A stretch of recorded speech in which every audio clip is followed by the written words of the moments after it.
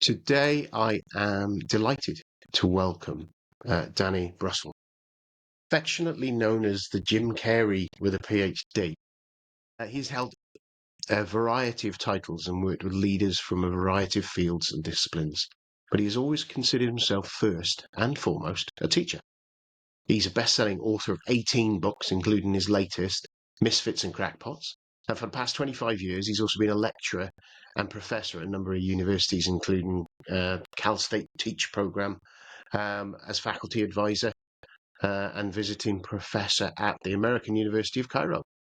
A gregarious, sought-after author. So this is going to be good. Speaker, accountable coach, business consultant. And Danny's recognized as an authority in leadership development. He's co-creator of The Reading Habit, the world's top reading engagement program, as well as the founder of the Lazy Readers Book Club. His mission is to empower leaders to transform their personal experiences into powerful business stories that inspire action, drive growth, and create lasting impact. Danny, I'm not going to read the rest of it. There's just too much to go there. There's so much you've done there. Welcome to the show. Thanks for coming on. Thanks so much for having me, Nigel. Thanks a lot for that kind introduction, and thanks for spreading some joy in the world. We need a lot more of you. Yeah, I think we do need more joy. And joy's a great thing. And you know what? Just tell us a little bit about you and where you are, and people can guess from the accent where you originate, but it's kind of a little bit more about who you are. Great. So I'm in Denver, Colorado, in the United States. If I was going to write an autobiography, it would probably be called Pivots, because I feel like I've already lived 9 lives. 30 years ago, I was a journalist. I worked covering President Bush Sr. in the 1992 presidential election. I had a great job. I loved it. Got to meet every editor of every major daily. And one editor offered me a job doing the city beat for $16,500 a year. Then a friend told me that they were hiring teachers in South Central Los Angeles in the inner city for $25,000 a year. So I became a teacher for the noblest of reasons, for the high pay. And I actually fell in love with teaching. I've taught all age levels, from preschoolers all the way up to rocket scientists. I can make that claim because I used to teach English as a second language to engineering students at the University of Southern California. And then in 2005, my wife and I attended a real estate seminar, which turned out to be a scam, and we lost everything overnight. And I could give you the woe is me story, but I'm a positive person, and I learned a lot from that experience. First of all, my wife is my soulmate. I put her through the ringer, and she stood by me. She's incredible. Second of all, I learned that money's not everything, because you can lose it just like that. Third, I try not to judge other people, because if I was somebody who saw what I had done, I would have said, well, you deserve all of that. But now I realize if you don't know everything about a person, you really don't know anything about a person. Fourth, I became Christian, which I'm always embarrassed to admit, but the more I read the Bible, I'm not the first screw up to find Jesus. And then fifth, I didn't want to have to file for bankruptcy. And my accountant said, well, you have to make this much more money this year. So I started speaking on the side, and I hit his number right on the number. Well, then the next year, Nigel, he gave me a much higher number, and I hit that number right on the number. So in year 3, I thought, well, maybe I should set a higher number. And basically, during one of the worst economic downturns in world history, I was able to build up a very lucrative speaking business, which caught the eye of a lot of people who wanted me to coach them. And I always resisted being a coach, Nigel, because as a teacher, I've always had a very high standard for my students. I actually will not let you fail. I will hold you accountable until you succeed. Well, working with entrepreneurs and C-suite executives and business owners has been actually one of the most delightful experiences of my life, because most of these people are highly motivated. They do the work, and I just love seeing their success. And so that's a very long answer to your short question. No, that gives people a nice history of where you've come from, because obviously where we are at the moment, our history frames us and shapes us in like you say, in positive ways and in different ways that we've taken it forward, and different ways where we'll rile against what's there rather than accepting and working with it. And as leaders, and the listenership on here will have gone through multiple different situations, and to get to be the leader they are at the moment, whether they're a great leader, a good leader, or an improving leader. And most PMs generally, I tend to find we have a level of could have done this better, because we go to the end of a project and it's natural you do those lessons learned. So you've always got something in the back of thinking, I didn't quite go as slick as I'd like it to. And a thing that struck me, there's a couple of things that struck me in your bio. Jim Carrey, love Jim Carrey anyway. I was hoping I got Ace Ventura. I'm disappointed there's no Tutu, unless it's under the table sort of thing. So that was the first thing that made me think, yeah, that's great. And I think the other thing in there was around the fact that you talk about taking people's story, as you just talked about there, and being able to use that and using those stories to convey messages and communicate with teams is something that sometimes we don't want to do. Want to expose sort of raw nerves, if you like. Yeah. But I know that when I've had some of the most interesting conversations I've had with project teams is when I've talked about previous projects that have kind of gone south, and how we brought them back round, and how I've made mistakes or things like that. So I kind of question, seems longer than your answer, really. That's sometimes the problem with this, is my questions are longer than the answers. Just what was it that triggered you to think actually leadership was those working with those guys as coaching, and obviously they asked you, but what did you think actually? What did you think? There must have been something in your brain thinking, this is what I can bring to them. What was the thing that your USP that you thought, yeah, I can. That makes the difference. Well, you actually already touched upon something, Nigel, I think is really important when I'm working with people is I see a lot of people bragging in presentations, and it's actually one of the big no-nos I try to teach people is stop sharing your successes, start sharing your failures, because not everybody in your audience has succeeded, but they've all failed. And the more you talk about your own failures, the more your audience is going to see themselves in you. It's a much quicker way to connect with audiences. I'm working with a guy right now, and he's climbed the highest peak on all 7 continents. He did the Iditarod to the North Pole. He swam with sharks in Madagascar. I look at him, I'm like, nobody can relate to you. Nobody in your audience has climbed Mount Everest, but everybody said something that was politically incorrect on a project site at some point, or they had a relationship go south, or I think to be even safer, I love to, and this is the benefit of having taught kids, it's those childhood stories are some of the best ways to connect with people, because everybody peed their pants when they were 6 years old. Everybody had an awkward middle school dance where they didn't know who to hang out with.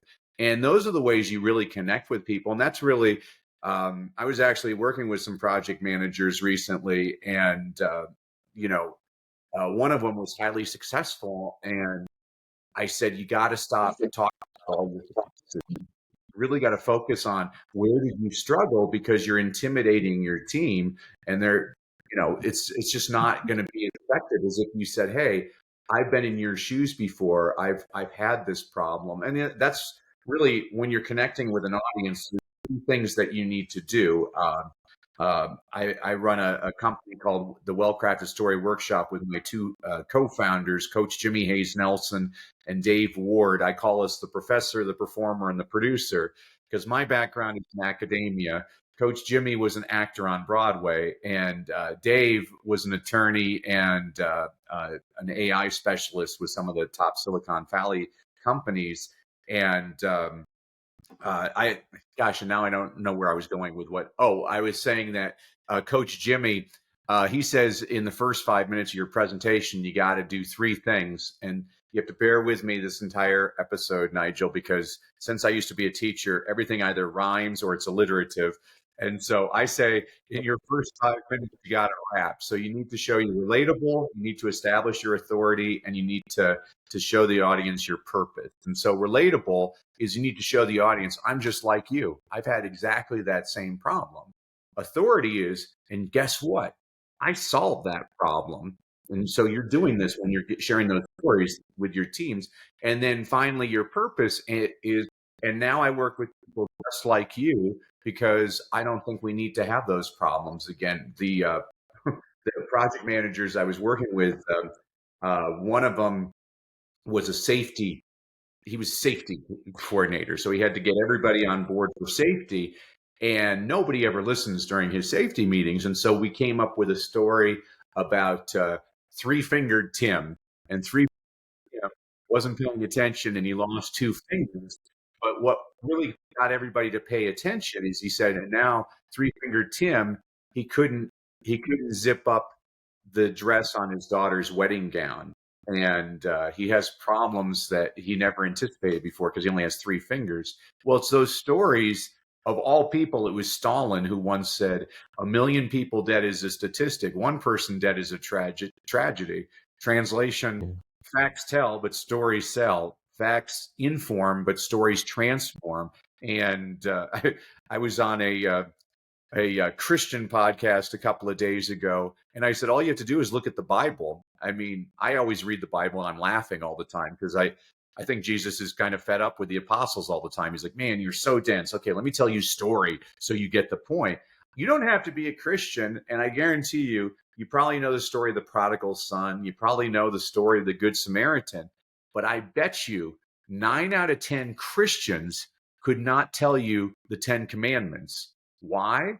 It's presented as a list. It's not presented as a story. I've never had a person, Nigel, like 6 months later say, oh, you know what I loved about your talk, Danny, was that one PowerPoint slide that had 18 bullet points that I couldn't read because the font was. Nobody's ever said that. So that's, again, another long answer to your short question, but you actually already demonstrated it with your teams. I mean, I love that you're sharing, oh, here's some past failures. Here's what I learned. Here's how we're going to get better. People are going to respect you a lot more for that. It makes you a much better leader. Yeah, I was at a conference last week. Was it last week? Week before? Week before. The Association for Project Management in the UK. They had their 2-day conference. And their keynote speaker on the second day, I can't say his name because I'm going to have him on the show at some point. And the reason is I haven't learned to say his second name properly. It's a Dutch name. His name is Ruud. And he was very engaging. And the topic of the whole event was the projects for a better future. So how we as project managers can look at the UN 17 items on their thing. I can't remember what it's called. And looking at sustainability. And he talked about a story, and he told many stories through his presentation, and he was fascinating, engaging. And one of the big ones he talked about was a young girl who'd gone to the UN, who climate change was impacting her home and her country, and she didn't say, she couldn't speak very great English from what I understood, and it's probably a story that many people have heard before, and I got a feeling I've heard it before, but it didn't have the impact as it did this time. And then where she went round to the people out there and just looked and said, if not now, when? If not you, who? And that was all she really said. And he talked about that. And he said, and then to you guys out there as project managers, if not now, when? And if not you, who? And because if there's change happening in the world, we as project managers are doing it. And like we change the world, that's our job. Yeah. And there's more of us changing the world over and over again. And if we decide to do something, we can do it. And but it was he could have just said that, but the story of her and his PowerPoint slide was a picture of the little girl. That was it. You know what I mean? And I think it's the UN Tower or something like that. There wasn't as you say, a 50 point slide. But it was the story that was the power. And sometimes, and sometimes it's our characters. We want to convey all the information. I've been reviewing some slides recently, and there's lots of information.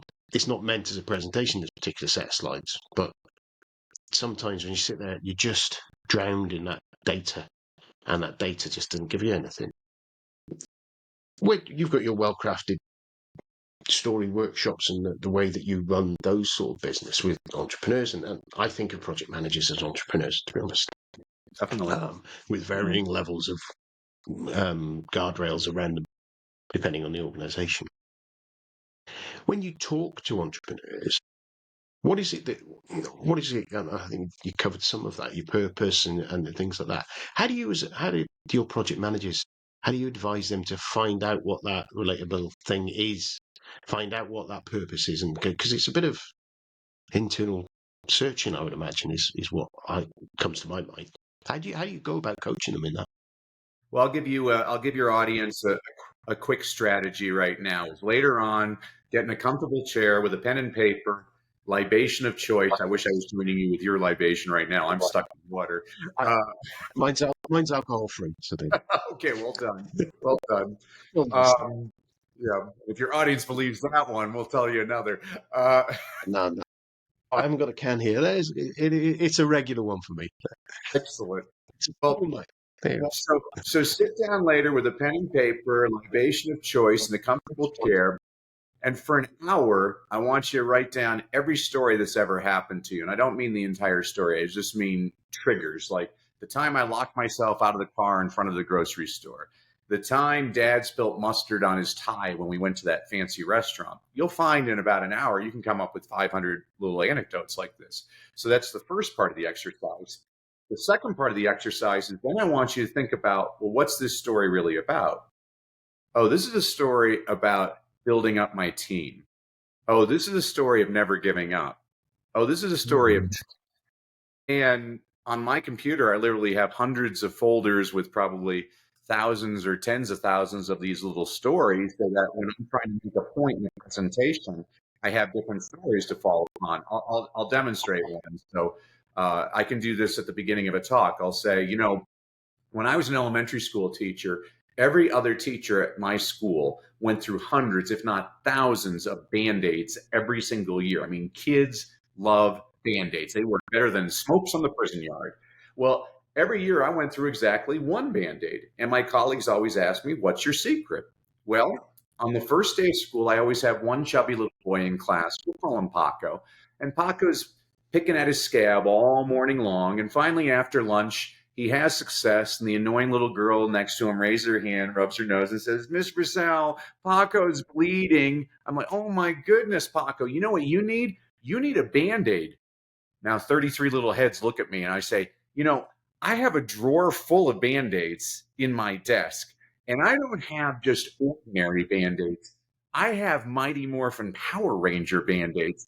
And I'm going to give you the Green Ranger because he's the coolest.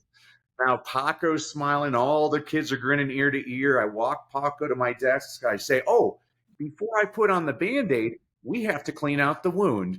And I show all the kids the bottle of rubbing alcohol. I say, squeeze onto my hand, Paco. This might sting a little bit. I start pouring on the rubbing alcohol. He's like, ah, there you go. Anybody else need a Band-Aid? My students can have a skull fracture, and they will never ask me for a Band-Aid. Ladies and gentlemen, today I'm not going to give you Band-Aids. I'm going to give you practical strategies on how to create a well-crafted story that inspires action, drives growth, and creates a lasting impact with your audience. And so what I've done is I've taken a story, and again, I'm a little bit different than a lot of coaches. A lot of coaches will tell you, oh, you have to talk about a traumatic moment in your life. And there's 3 reasons why I don't do that, Nigel. First of all, the world just survived a global pandemic. Everybody's had a lot of bad stuff happen to them. I don't think we need another sad story. I think we need more stories of hope.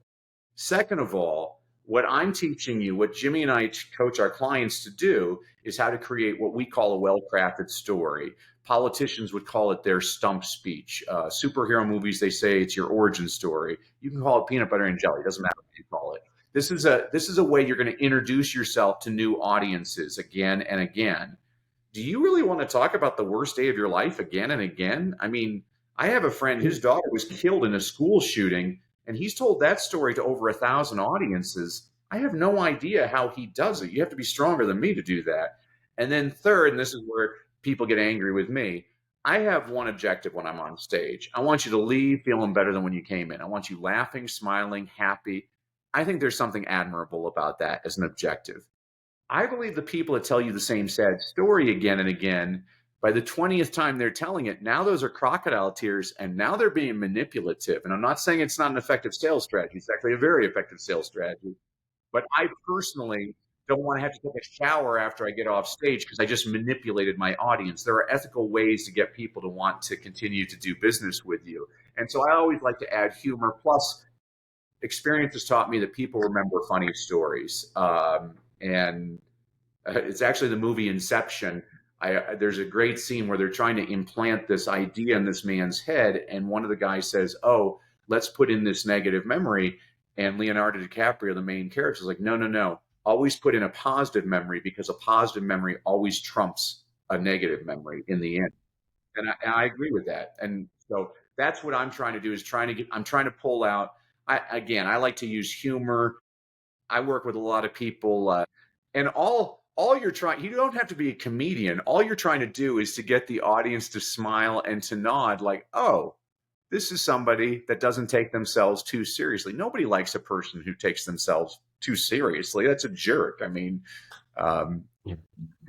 yeah, so Yeah. you want to be relatable is the most important thing. And so I love working with executives because, like you, I'm happy that you at the project manager conference in the UK, that they were smart enough to get this Dutch guy who was relating to the audience. There's nothing worse than a bad speaker. You're just sitting there.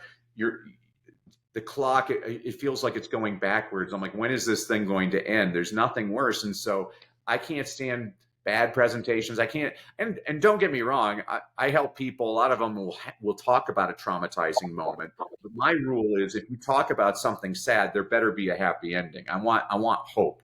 I can't stand the people that are like, they're a country western song. They're like, well, my wife left me and my dog died, and then my truck got a flat tire. And then I'm like, geez, does anything good ever happen to you? It's miserable. Yeah, I know what you mean. I can see that, and I find that um generally, and it's an interesting thing because and I'm sure you'll have heard of The Office, and the British Office, and It's and better. I've The I've British one's found better. I like that. British humor is more irreverent. I love it. yeah, but to be fair, the American Office is very good as well. Great But the too. but but the I've found myself doing the things that um I'm forgetting his name now. Anyway, Ricky Gervais's character, uh, Oh Andy yeah. Millman, that's his name. Yeah, yeah. When he's doing no, that's in his other one, extras. Why can't I remember his name? I've got David Brent. That's his name because I've watched his film as well, which is hysterically bad taste and very good. But it's there where you see that, and the trying to be relatable and how you balance that relatability, man of the people, knowing where that sits. And as a manager, I found myself going, hang on, am I just being David Brent here, the entertainer? And yeah, I mean, you kind of I literally last month I was in at a we had a team, so 30 people there, and I was doing just after lunch, just talking through what we were going to be doing the rest of the day and sort of things. So we go all together, being different things going on. And I said, I won't get, so you're all sleeping now, aren't you? I know, because you just had your lunch and you're a bit tired. And I noticed one of our team, she was yawning. And I looked at her, I said, see, I told you. And she just looked utterly confused. And I was looking at her thinking, and then from there, she just carried on looking confused. And I'm like, well, she hadn't heard what I'd said before. I pointed at her. But at that moment, I had a complete David Brent moment thinking, have I just what have I done? Have I done the right thing, the wrong thing? And that later on, I went over and said to her, I said, "You're all right, blah blah blah," and then she, I didn't hear. It was just, but that at that moment, you think I'm being the comedian, and it's landed not in a trying to make everyone laugh, just making it a little bit there. And it is something that I find that sometimes I'm very self-conscious.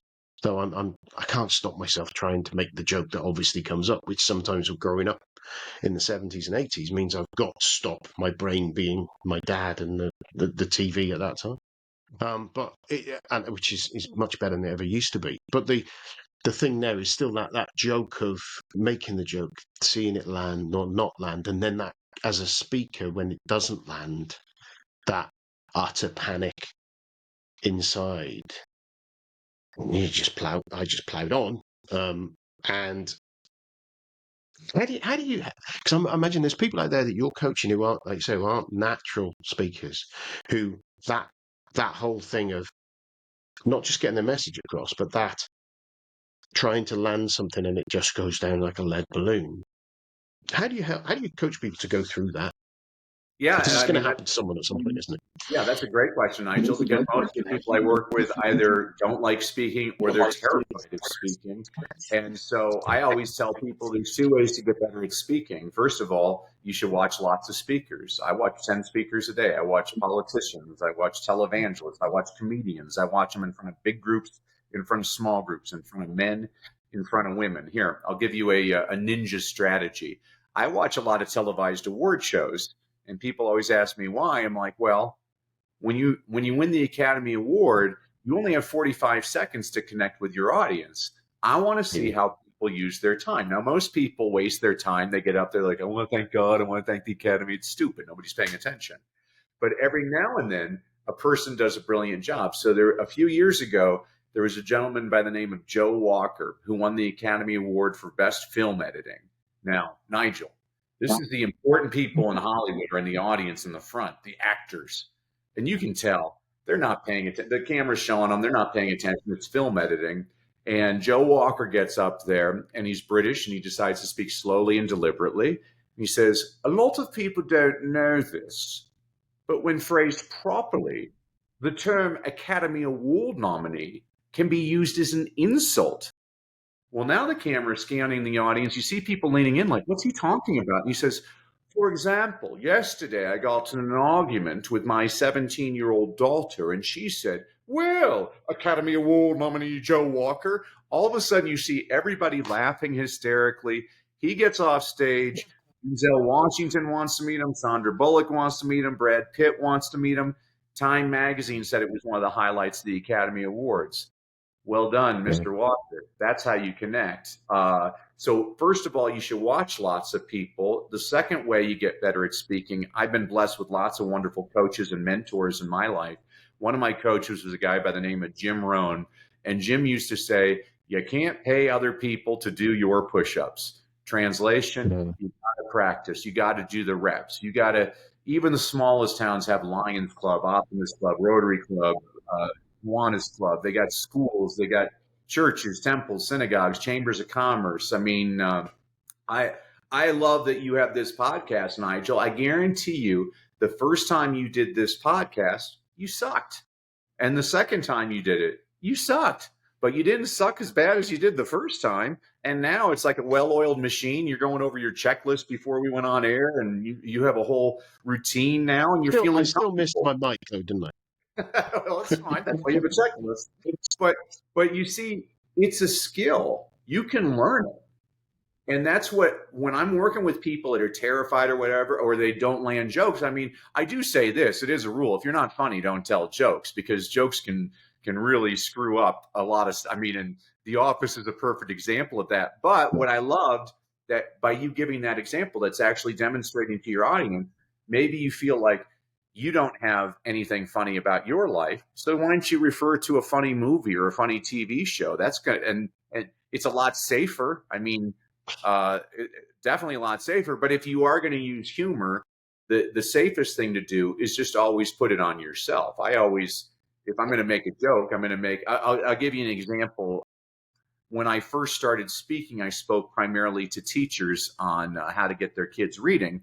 And in one of my presentations, I said, some kids don't like books, so make sure you have newspapers, have magazines. Heck, you got a bunch of fat kids, give them menus, they'll read those. Well, 3 obese teachers complained that I was insulting. And so I used the same. So here's how I changed it. Hey, some kids don't like to read books. Have newspapers, have magazines. Heck, when I was a kid, the only thing I used to do was eat. You got a kid like that? Give him a menu. I'm making the exact same point, but now I've made myself the butt of the joke. And people like it when you make fun of yourself. They don't like, and I don't like people that make fun of other people too, especially, it's all right. Again, even when I'm watching the Academy Awards, it's all right to make fun of Brad Pitt or George Clooney. Why? Because they're at the top of the heap. It's not all right to Yeah. make fun of like some actor that was famous 50 years ago and now they're not so famous. Now that's just a little bit degrading.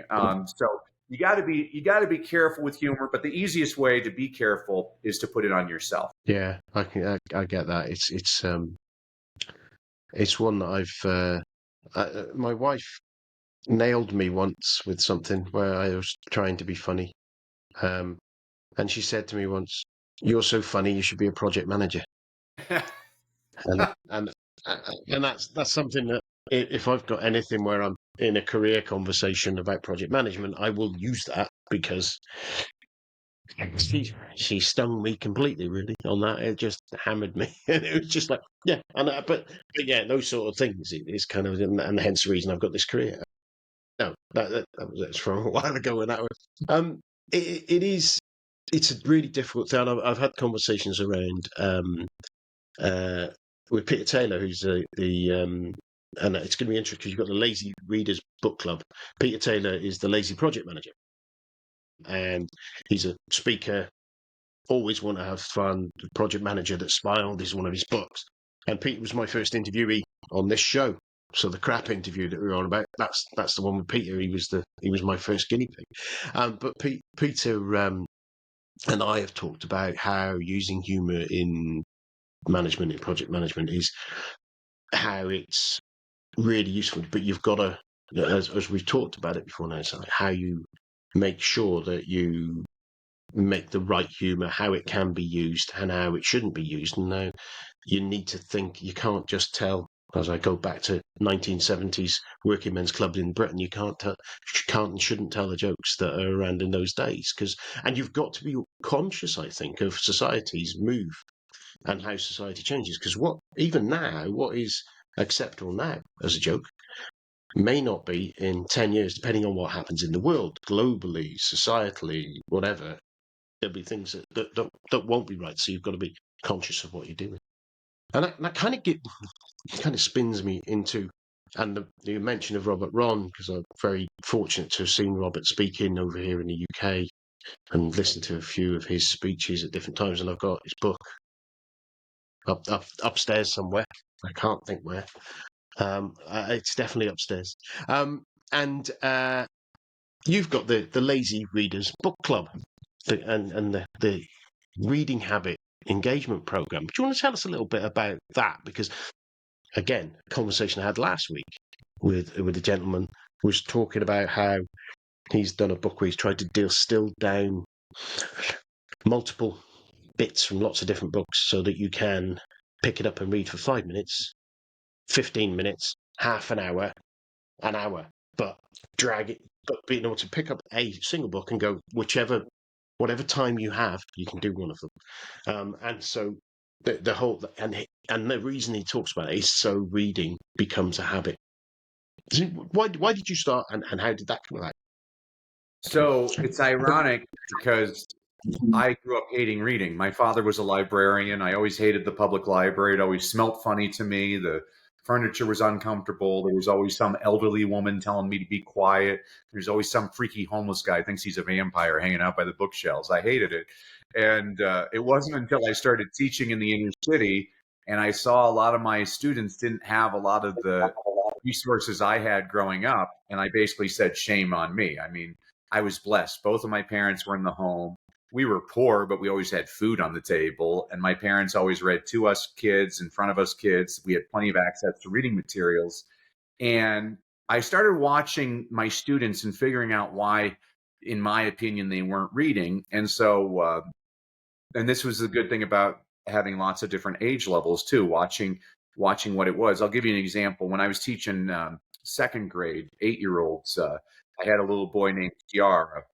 And Kiara's first grade teacher told me, Kiara don't know nothing. I'm like, well, thank you for that. Well, Kiara, who don't know nothing, comes into my classroom one day. He's like, hey, Mr. Brassell, you see Barkley last night? He had 18 points and 16 rebounds.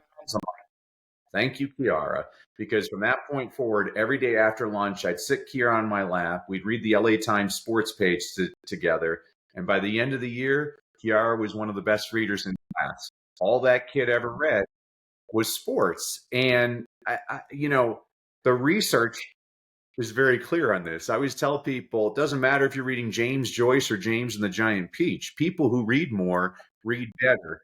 The little boy who only reads Captain Underpants is going to become a better reader than the little boy who refuses to read anything. Captain Underpants is the gateway drug to Shakespeare, but we got to get the kid hooked first. And so I'm constantly, I see that as a problem. Actually, I was just on a podcast in Nigeria the other day, and they were asking, how do we help Nigerian students? I'm like, well, Nigeria's school system is still based on the British system.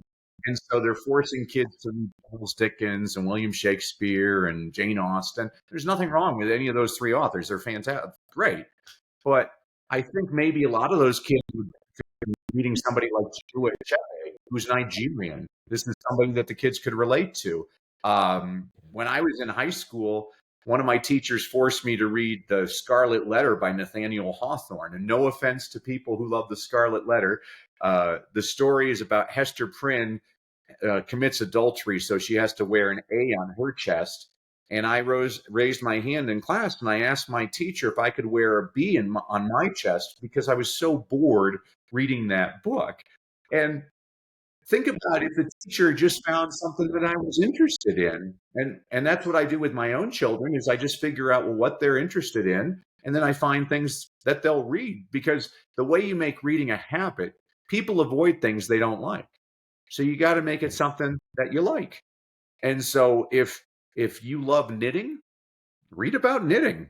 If you like the Premier League football, read about Premier League football. I mean, that's what's going to get. I can't tell you how many boys they say that the kid can't read, but I'm like, you give them trading cards, they can read everything on that trading card.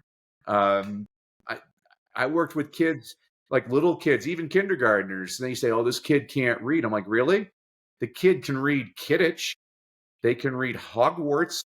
They understand Dumbledore. Those are pretty complicated vocabulary words, but they're meaningful to the kid because they're interested in it. If the kid likes vampires, read vampire books to them.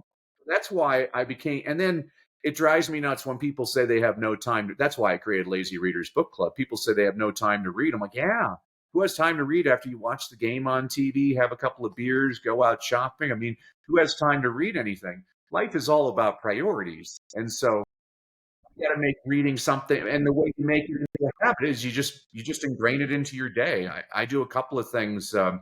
Here's a strategy I share with parents: is turn on the closed captioning on the television set. And people say, well, wait a sec. If the show is in English and the subtitles are in English, what good does that do? I'm like, well, that's a fair point, but let me make a point. Have you ever watched a show with subtitles and not looked at the subtitles? It's actually very difficult to do. Your brain is actually directed towards the text. And there's actual research that supports this. If you look at reading scores around the world, the more kids watch TV, the their reading scores are in every single country on the planet except for one. The country where kids watch the most TV also has the highest reading scores in the world. It's Finland. And people always ask, well, how can that be, Danny? I'm like, well, because Finland makes really bad TV shows. And so what they have to do is they have to import all these old American sitcoms like Good Times and Welcome Back, Kotter, or British shows like Faulty Towers, and they're translated into Finnish. The kids are reading all the time. So turn on the closed captioning you want your kid to read. I have 3 children, and when they were little, I figured that the kids are going to watch TV, whether I like it or not. And so I allow them to watch television, but the price of admission ever since they were little is they had to bring me a book, and we would read the book, and then they could turn on the TV. Now my kids are older, and so they'll bring me like their iPad, and we'll read a news story or something together.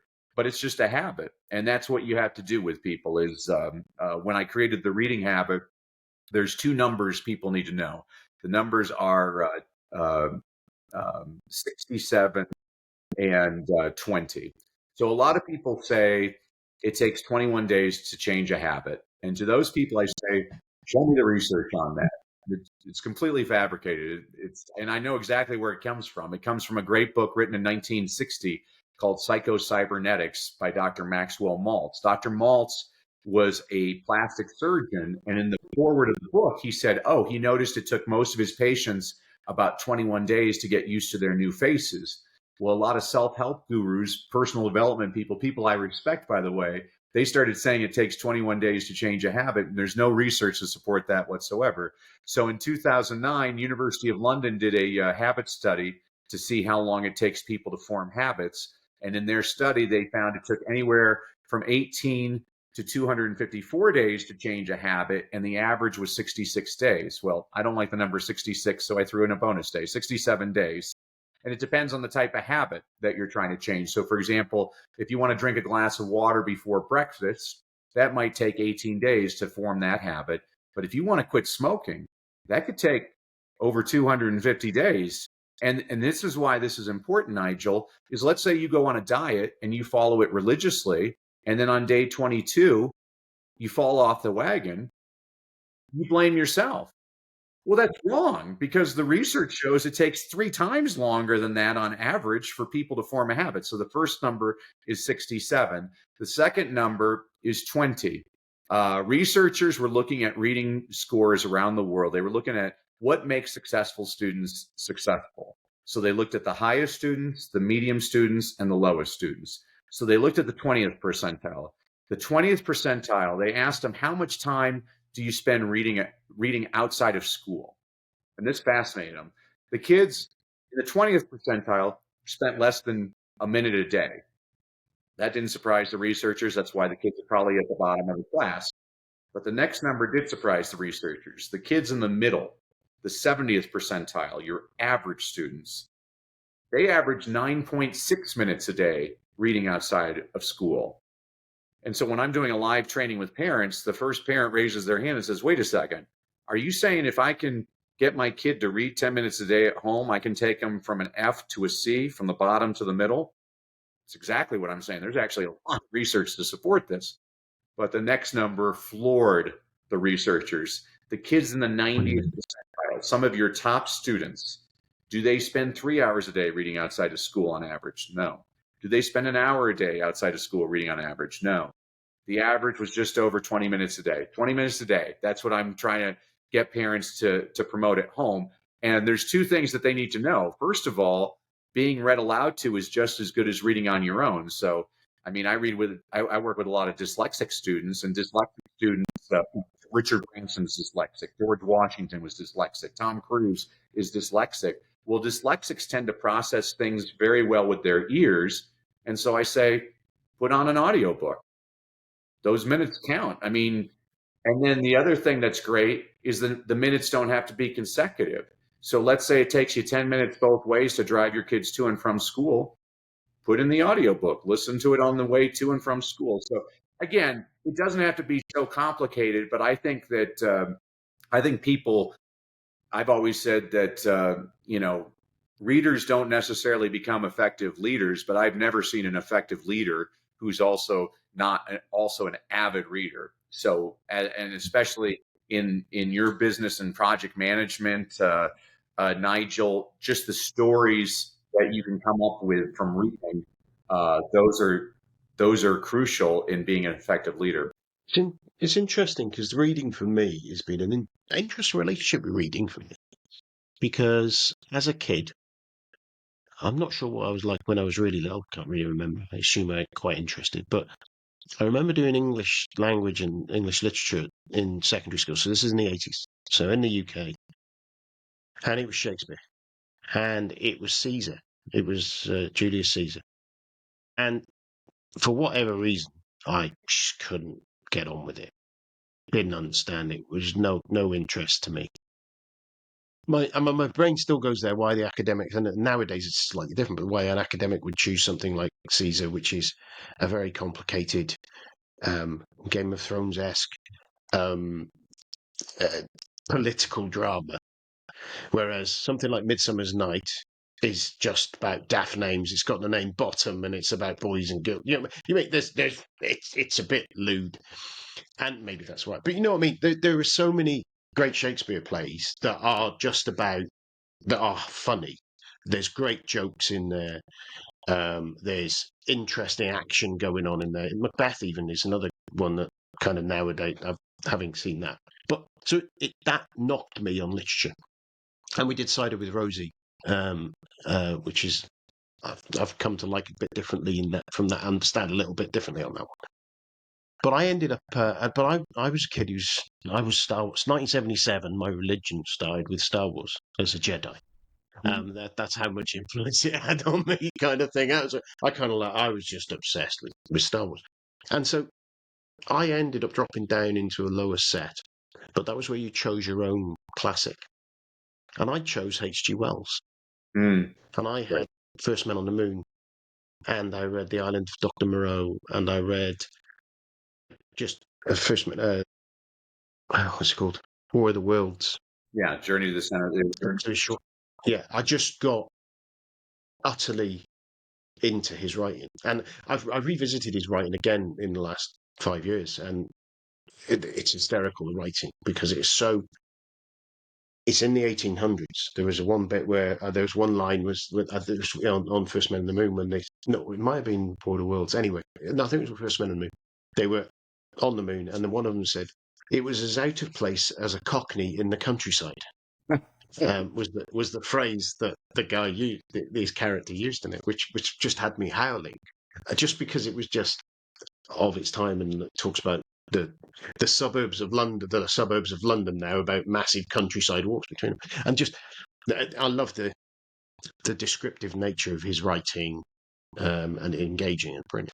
But that got me, but then again, I didn't read much from there. And then a mate of mine gave me a Terry Pratchett book, who, for me, from a writing perspective, is just up there with humour, satire, political commentary, brilliant all the way through, parody. And I got, every time I read his book, and I kind of have read self-development books and things like that, but I always have a thing where I get in a habit of it and then drop off that habit. And I do find that with the job as a project manager, that the actual energy of reading, not reading something new, but I'm reading emails every day, I'm reading documents every day, I'm writing every day. But I always find that external habit for me is quite tough. But what you've just said there is, if I'm reading 20 minutes a day of something that is going to inform or enrich me, rather than just doom scrolling on Facebook or Instagram and reading the latest clickbait, that's helping me with my development. Mm-hmm. And that 10 minutes isn't that much, is it?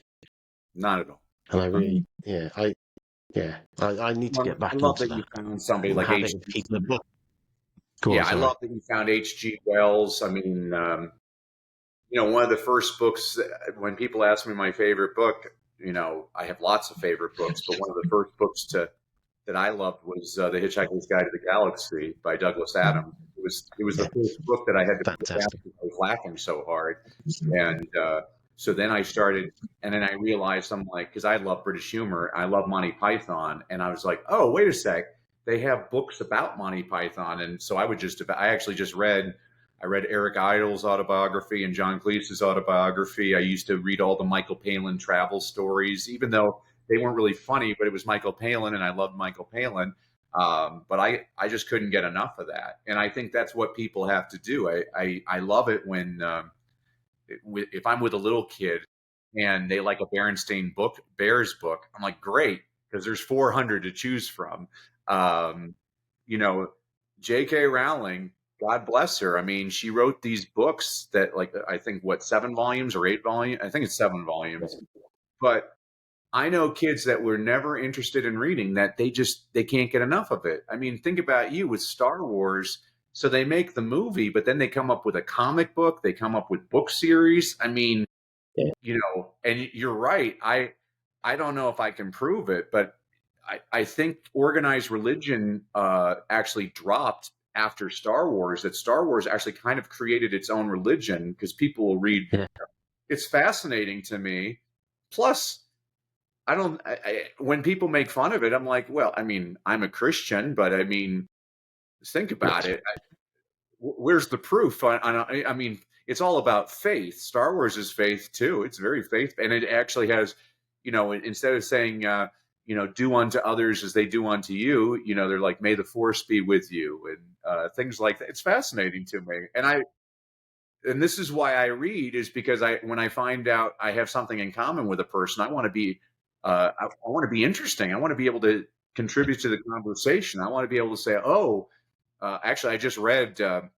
It's one of the best biographies I've ever read. It was on George Lucas by Brian J. Jones. And I actually wrote him. I said, I learned so much. And he wrote me back, because authors usually write back. But learning that George Lucas, just thought this was the worst thing he'd ever written. And, the names of characters were different and the plot was very different. And just watching the evolution was fascinating to me. I thought it was very interesting. Yeah. Yeah, I think it's the same book that I've read. I've got upstairs again, the George Lucas one. It's when I read that, obviously, again, George Lucas being an amazing creator of this world for me, that has continued to just give for me.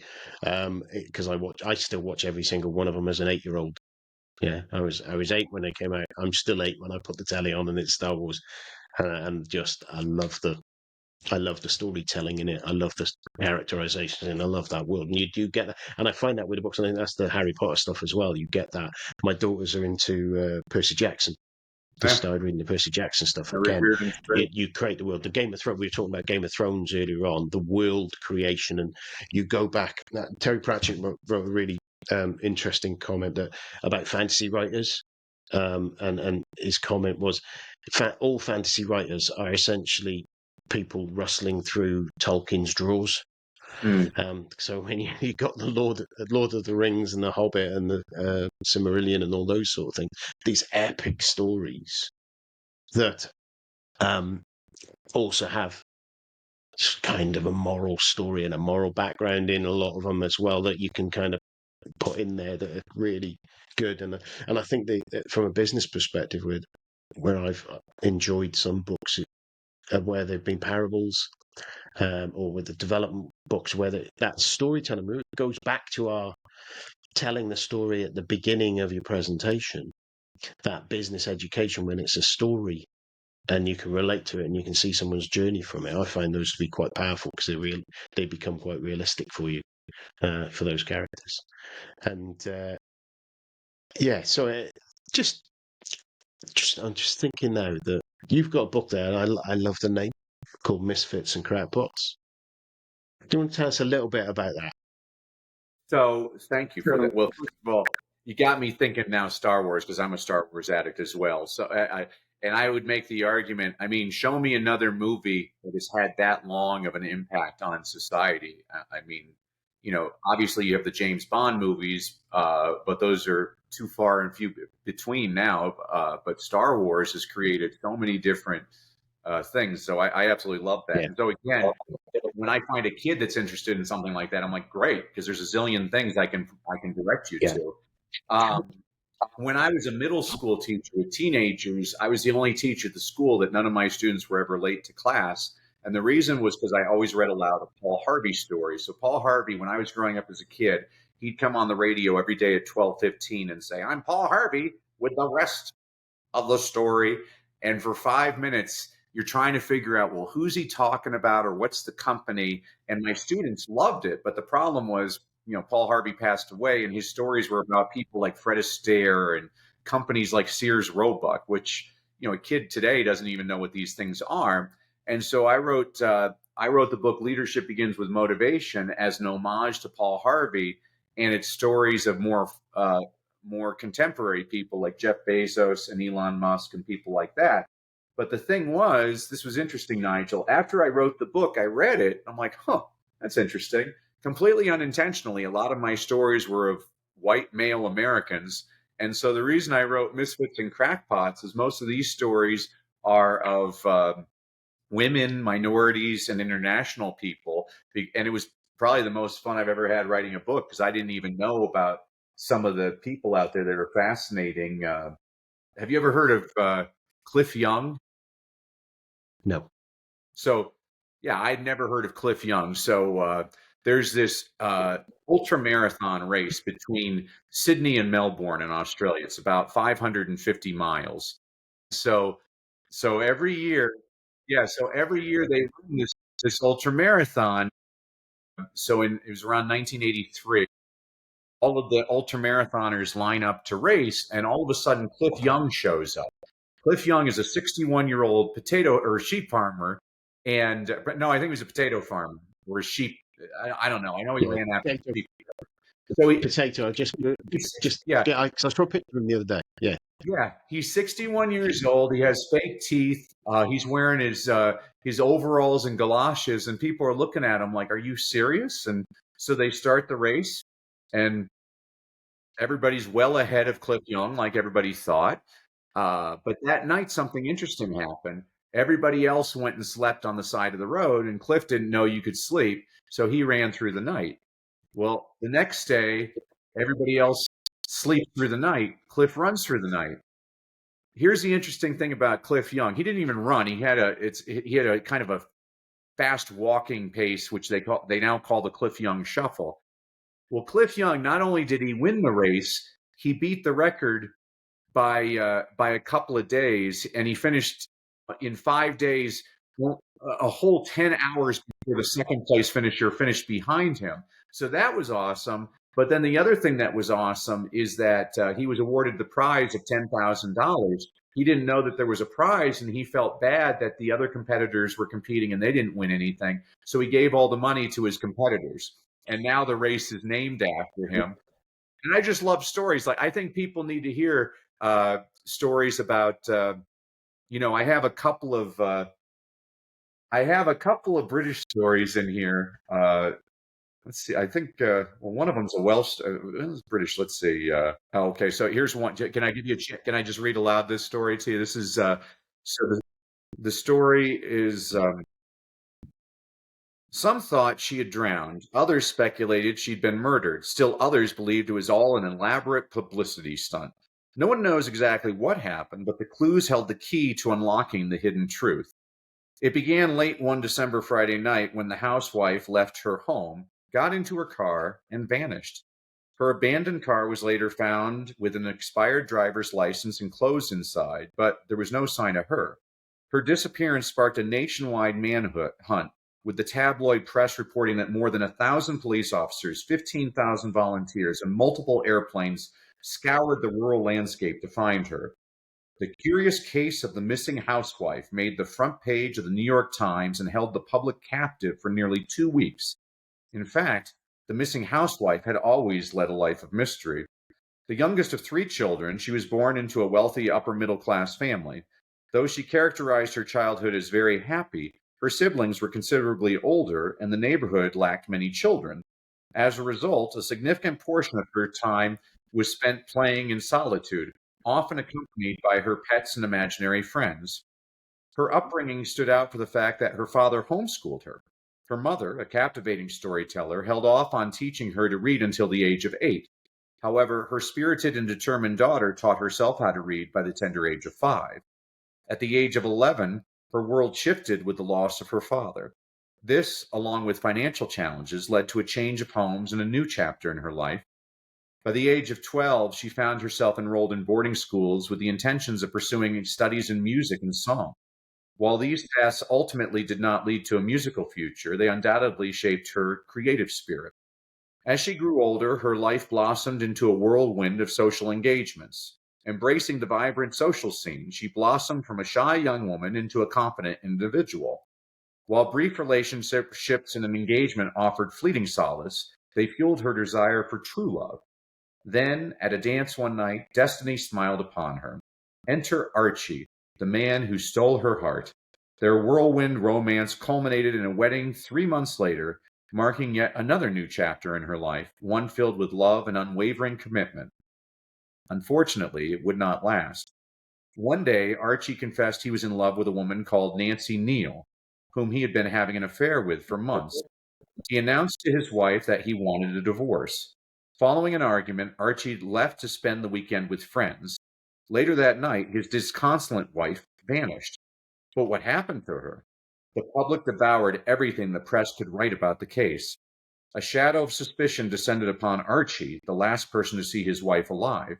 For 11 agonizing days, police scrutiny intensified, combing the countryside while relentlessly questioning him. Hope flared anew with a single phone call. Archie's wife had materialized, safe and well. She had been spotted at a spa where she had checked in using the surname of his husband's mistress. She could not explain the previous 11 days. Doctors confirmed memory loss, yet theories raged. Had a breakdown swallowed her whole, fueled by grief and betrayal?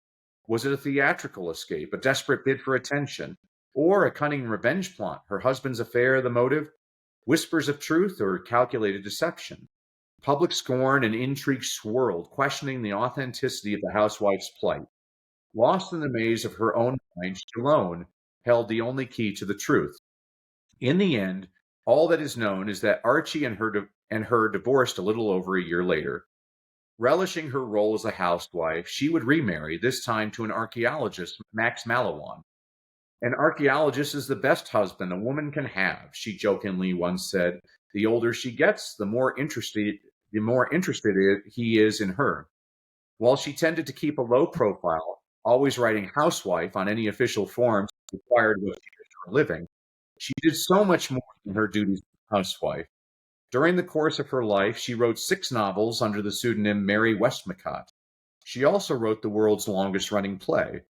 And while it remains a mystery why she disappeared for those 11 days in 1926, the housewife's identity is no mystery. In fact, the mysteries she loved to write have remained popular with generations, which is why she will probably always be best known for being the best-selling fiction author of all time, penning 66 novels and 14 short story collections under her first married name, Agatha Christie. So that's how I get the kids excited about it. You know, I just think people need to hear interesting stories like that. Yeah. Yeah, it's a fact. I was sitting there, I was racking my brains thinking, I'm sure this is out, but I couldn't remember the names in the different places. I remember it was Harrogate she turned up in, wasn't it? Somewhere like that. Yeah. That's brilliant. I've noticed I said I'd keep us around 50 minutes to an hour, and we've just gone over the hour. I'm sure there's loads we could carry on talking about. Was there anything that you wanted to talk about that I stopped you talking about? I always say that you guide me whatever direction you choose, whatever serves your audience best. But as a thank you for having me, Nigel, I did want to give everybody a free treat. So if you go to freestoryguide.com, guide like a tour guide, freestoryguide.com, I'd like to give everybody their own complimentary well-crafted story blueprint. What this is the actual process that Coach Jimmy and I take our clients through on creating their own well-crafted stories. What this does for you is it takes the guesswork out of where to put things in your talk and why to put them there, and we answer those questions for you. And what this means for you is the peace of mind that you have a compelling presentation going to engage audiences and, more importantly, convert them to clients. And you can get that at freestoryguide.com. And I just want to thank you again, Nigel, for having me. I really love this podcast, and I'm sorry I got us off. When you started talking Star Wars, I got very excited, so I apologize for that little detour. No, it's never a detour with Star Wars. It's always a destination for me in most things. As you can probably see from behind my head, there's that many things there anyway. So if people want to carry on the conversation, find out more, grab all your books, what's the best way of getting in touch with you, Danny? Oh, I'm sure if they go to freestoryguide.com, we'll put you on some kind of email list for eternity. But again, people can work with me. My name is Danny Brassell. My last name is really easy to remember how to spell. It's spelled like Bras Cell. No, I never took any grief for that as a child. But if you just go to freestoryguide.com, that'll show you. I'm sure that puts you in contact with me. Yeah. It's some funnel. Brilliant. Fantastic. So again, thank you so much for being on the show. And yeah, you have a fantastic rest of your day. Take care. God bless. Thanks, Danny.